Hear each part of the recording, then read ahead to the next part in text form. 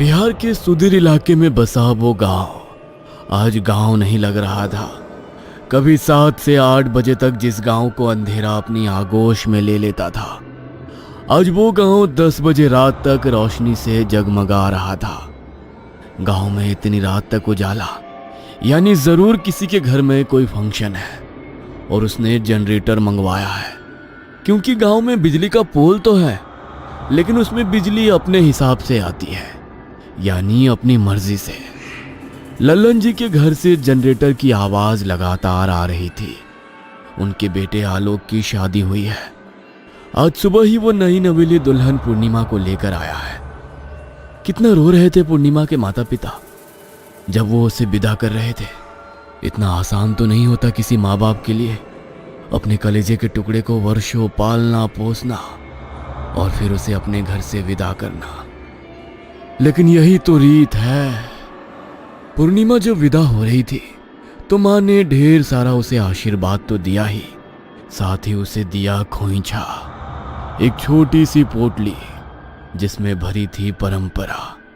जब पूर्णिमा छोटी थी और अपने ननिहाल जाया करती थी तो वो अक्सर देखा करती थी कि उनकी नानी पूर्णिमा की माँ को खोइछा दिया करती थी, जो उसकी माँ अपने आंचल में बांध लेती थी। खोइछा में होता था चावल, दूध, हल्दी, कुछ पैसे और नानी का बेहिसाब प्यार। यही तो था खोइछा, एक छोटी सी गठरी जिसमें भर दिए जाते थे आशीर्वाद, परंपरा और प्यार। अब बारिश शुरू हो गई। उनका कमरा दूसरी मंजिल पर था और उसकी खिड़की खुली हुई थी। बारिश के कारण पानी की बूंदें खिड़की से अंदर आने लगी थी, जिसे देखकर पूर्णिमा बिस्तर से खिड़की बंद करने के लिए उठी। वो खिड़की बंद कर ही रही थी, तभी उसकी नजर खिड़की के बाहर गई और उसने खिड़की के बाहर जो देखा, उसे देखकर उसके चेहरे का रंग पूरी तरह बदल गया। उसकी नजर एक लड़की पर गई जो हवा में उड़ रही थी। उसके बाल खुले हुए थे जो उसके चेहरे तक आ रहे थे, जिससे उसका चेहरा ढक गया था। उस लड़की को देखकर पूर्णिमा की चीख निकल गई। आलोक, आलोक, आलोक, बाहर कोई है। तभी हवा का एक तेज झोंका आया, जिससे लड़की के बाल उसके चेहरे से हट गए और उसका चेहरा दिखाई देने लगा। उसकी आंखें गुस्से से भरी हुई थी और वो पूर्णिमा को घूर रही थी। लेकिन उस चेहरे को देखकर तो पूर्णिमा के दिल की धड़कन और भी ज्यादा बढ़ गई। उसका चेहरा पूरी तरीके से पसीने से भीग गया। कुछ देर पहले जिस चेहरे पर रौनक थी, वो चेहरा पीला पड़ गया था। क्या हुआ पूर्णिमा? तुम इस तरह चीखी का है? कौन है बाहर? पूर्णिमा थर थर कांप रही थी। उसने आलोक की बातों का कोई जवाब नहीं दिया, बस वो बाहर की ओर घूर घूर कर देख रही थी। क्या हुआ पूर्णिमा? अरे कुछ तो बोलो ना। बाहर एक लड़की थी, वो हवा में उड़ रही थी। उसका चेहरा बिल्कुल हमरे जैसा था, एकदम हमरे जैसा, जैसे जुड़वा कोई होता है ना, वैसा ही। ये क्या बोल रही हो तुम? हम सच कह रहे हैं आलोक, अपने सर की कसम। बाहर एक लड़की थी, उसका चेहरा बिल्कुल हमरे जैसा था और वो हवा में उड़ रही थी।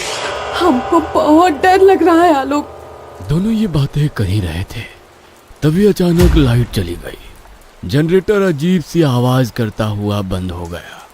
पूर्णिमा ने आलोक को जोर से पकड़ लिया। अभी क्या हुआ? ये लाइट कैसे चली गई? लगता है जनरेटर में कुछ खराबी आई है या डीजल खत्म हो गया है। हम देख कर आते हैं।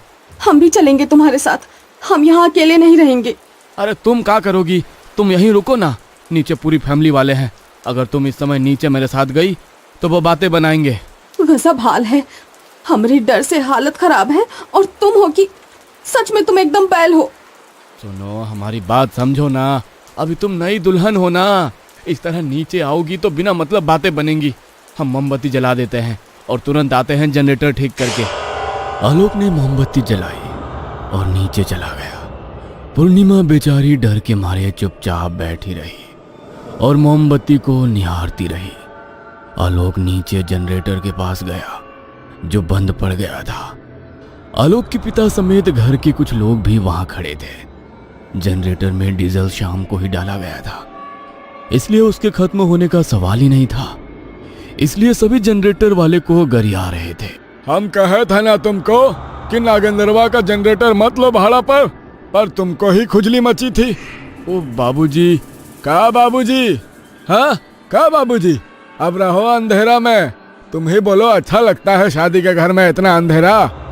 उधर आलोक को गए अभी 10 मिनट भी नहीं हुए थे कि तभी अचानक पूर्णिमा के सामने एक खौफनाक परछाई उभरती है। ये वही लड़की थी जिसे उसने खिड़की से देखा था, बिल्कुल उसकी ही तरह, मगर अब उसका चेहरा और भी विकराल हो गया था। उसकी आंखों से खून बह रहा था और उसके होठों से भी खून निकल रहा था।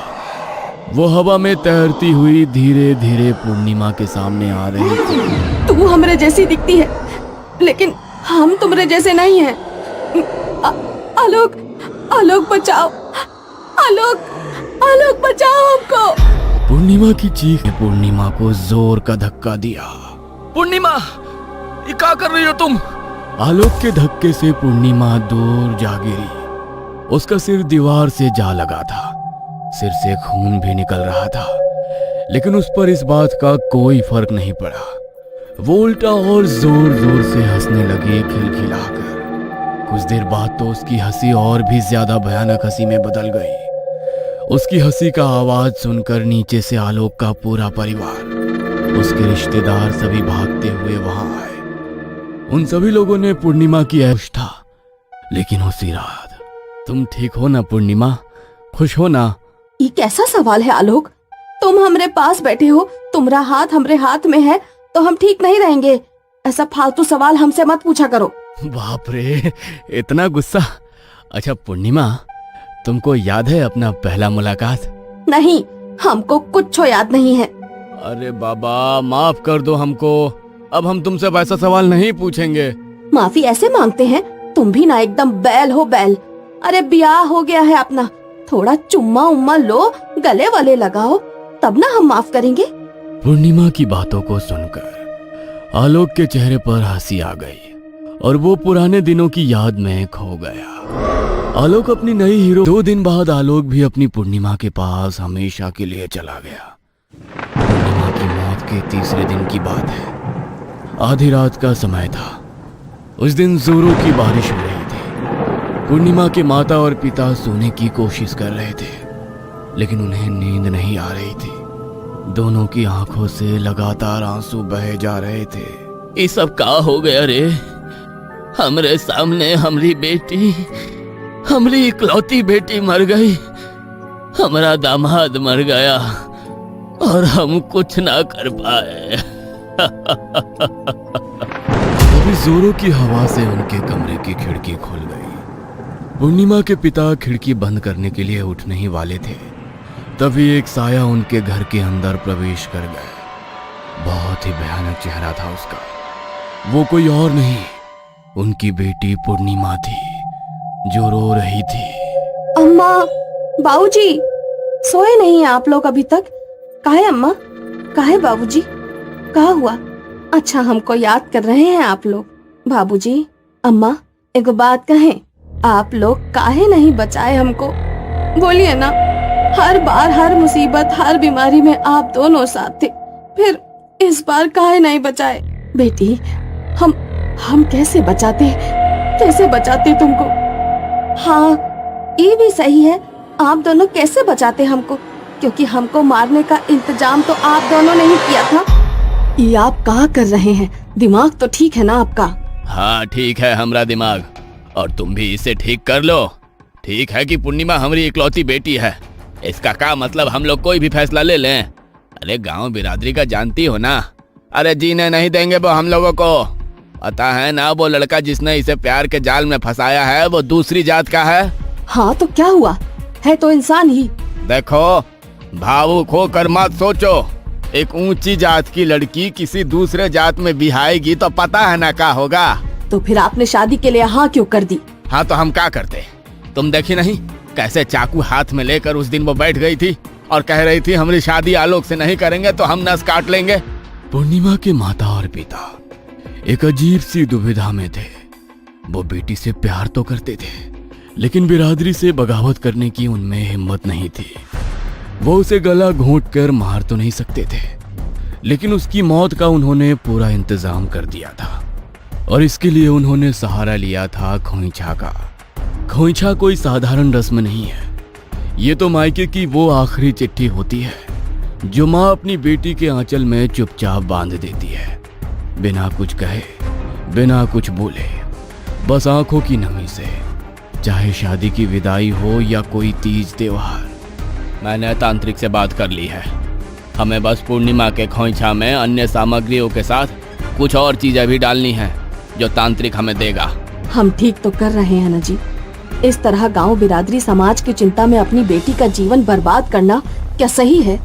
पता नहीं, पर कोई चारा नहीं है। अगर नहीं करेंगे तो फिर वर्षों की हमारी और हमारी पुरखों की इज्जत मिट्टी में मिल जाएगी।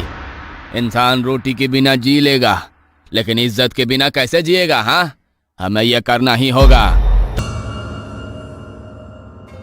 ये कहानी आपको अच्छी लगी हो तो हमें सब्सक्राइब करें, हमारा इंस्टाग्राम और फेसबुक पेज जरूर फॉलो करें। और हाँ दोस्तों, सब्सक्राइब करना भूलना मत।